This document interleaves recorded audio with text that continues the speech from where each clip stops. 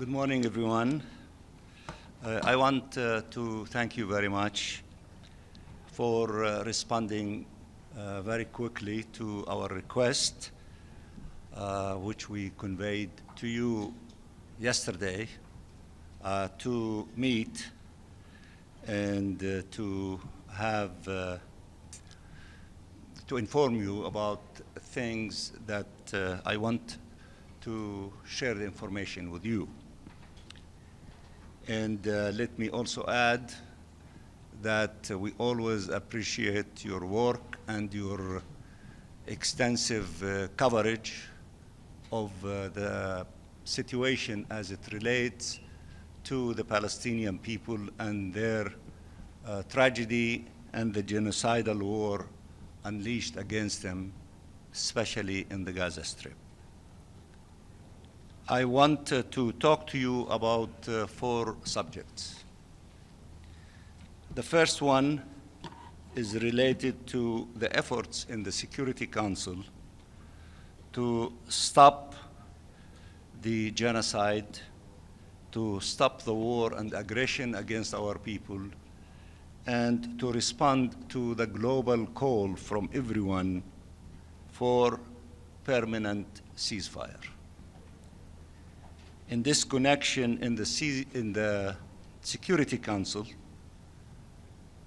we have support of 14 countries regarding the following subjects: to stop the crime related to famine, which was confirmed for the IPC and the UN, and this crime against humanity need to be condemned, to be stopped, and humanitarian assistance to scale without interruption from Israel, without excuses from Israel to deny the Palestinian people having food, water, medicine in all corners of the globe, which are leading to the death by the hundreds of Palestinian children and civilians.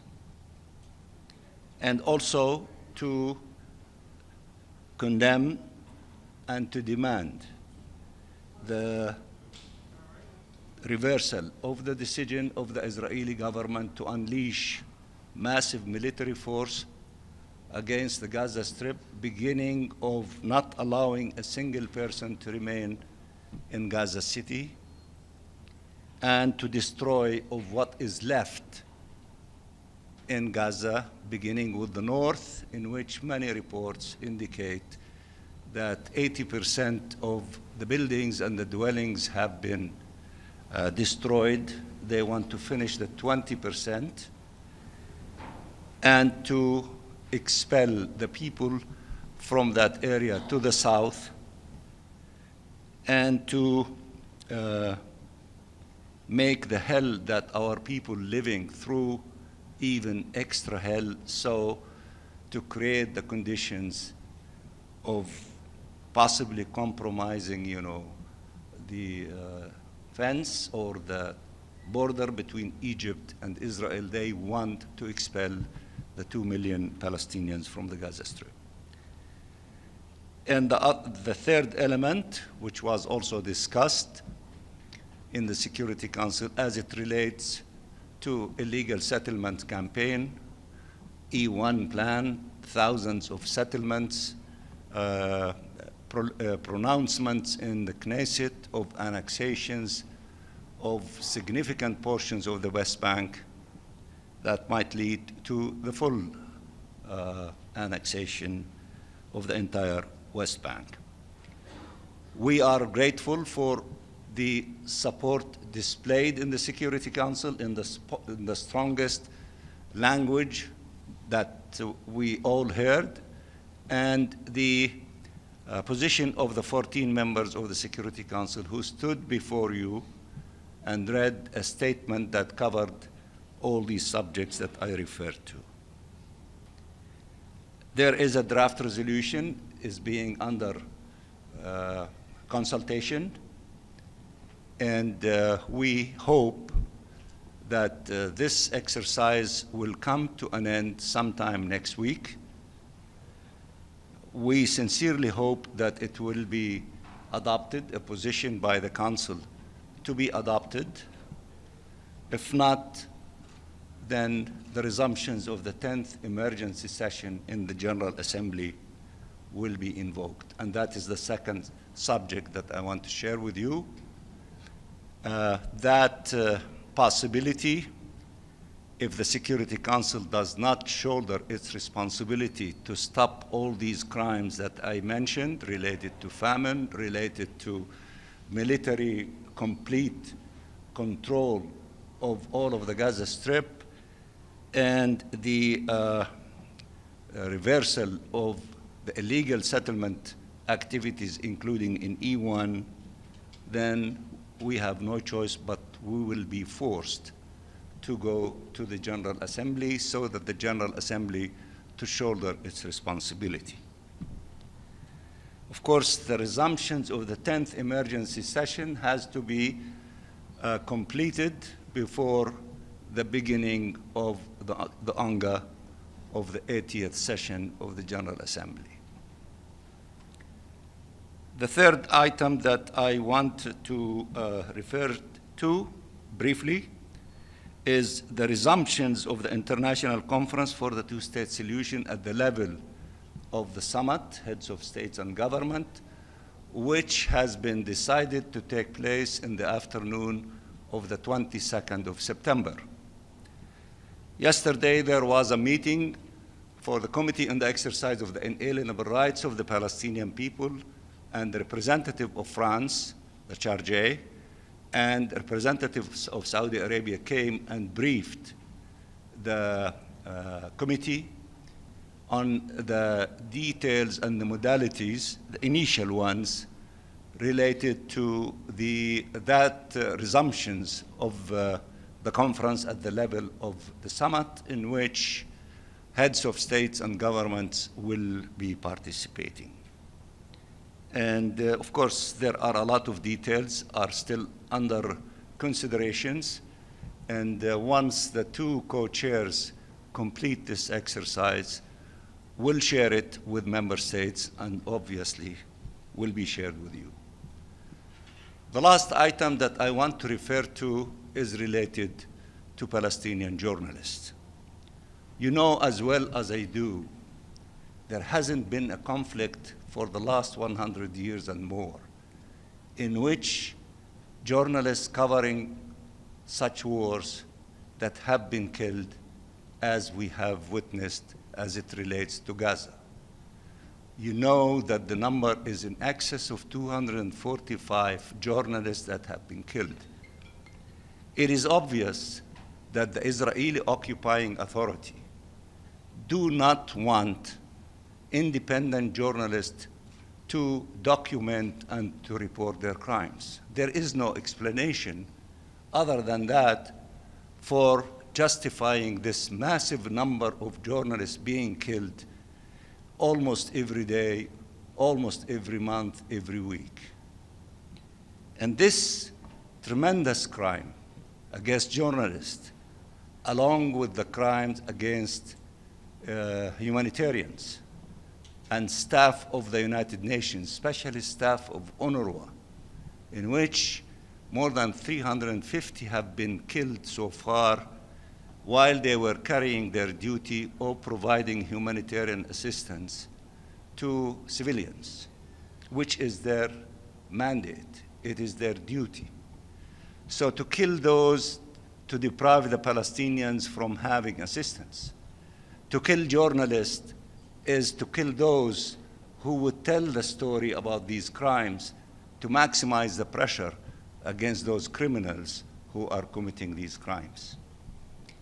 Now, as it relates to journalists, since they are your colleagues, I know that a number of you are embarking on a campaign.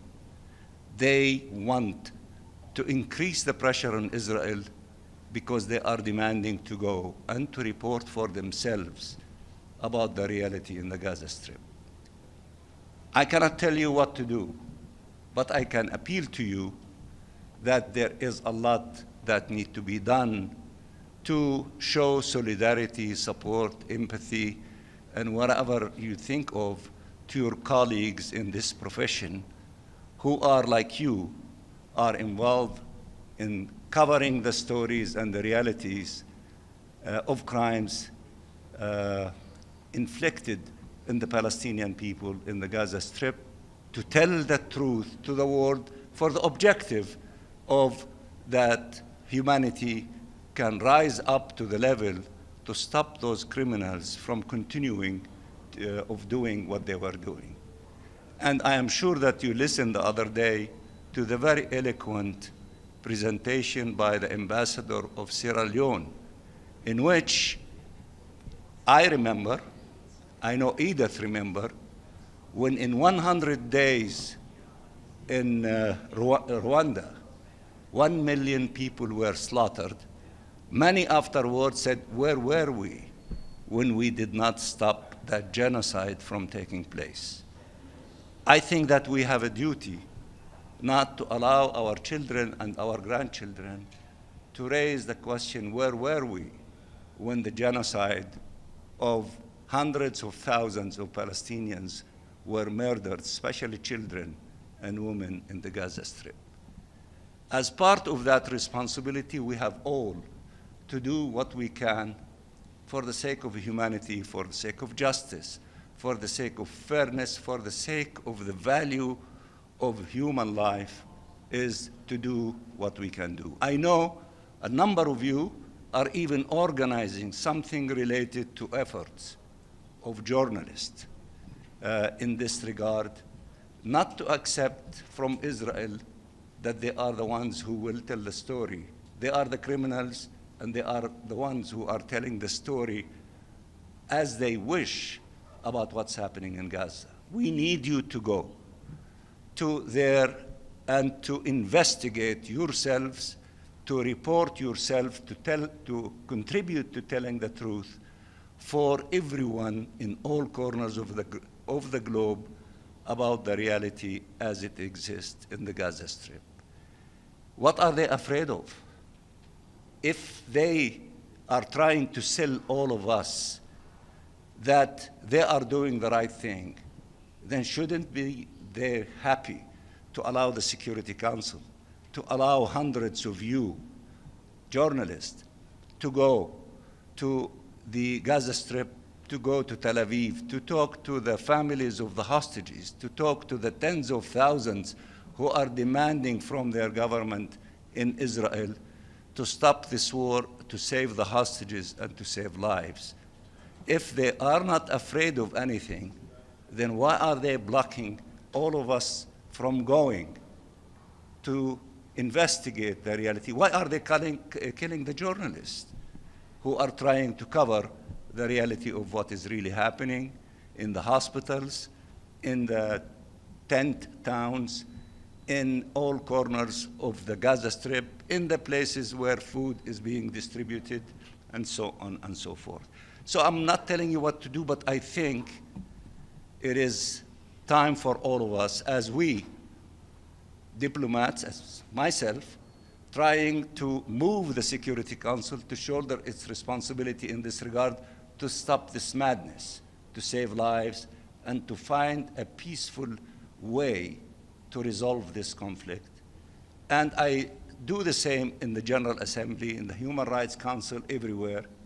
I believe also you have a duty to do your own investigation, to demand that you be allowed to do so, not only to show solidarity and support to your colleagues, Palestinian journalists, but also to report in this situation with a view to contribute to bringing this madness to an end and to save lives.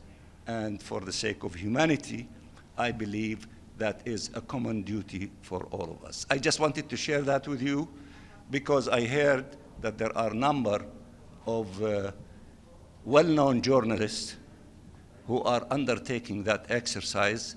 I urge you to join them.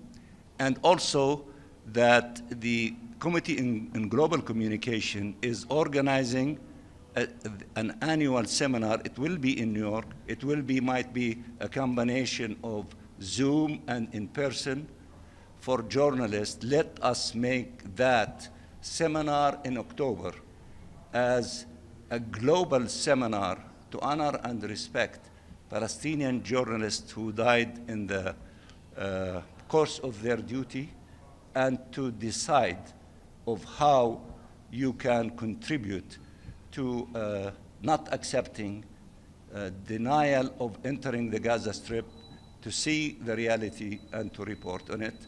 And I trust that you will do what you believe is the right thing. Thank you. Ambassador? Thank you very much, Mr. Ambassador, and thank you for mentioning our colleagues who have been killed in Gaza. A couple of follow-ups. First, why aren't you going directly to the General Assembly? Because you and everyone here knows that the United States will not accept a resolution as you outlined. Secondly, on the meeting on the 22nd of September, who will be